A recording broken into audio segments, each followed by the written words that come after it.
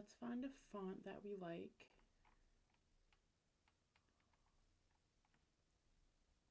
We'll choose this. Thick. Download. Once it pops up, open the file. I recommend creating a folder for all your downloaded fonts from Creative Fabrica. Alright, here's the font. Thick. Extract all. Let's go find that folder. Right there. Select. Extract. And let's make sure it's in here.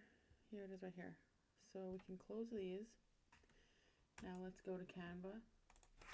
And we're going to find that font.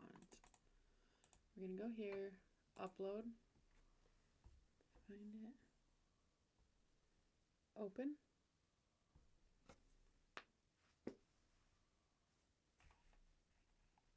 Now, it should be under your uploaded fonts. Where is it? There it is. And that's it.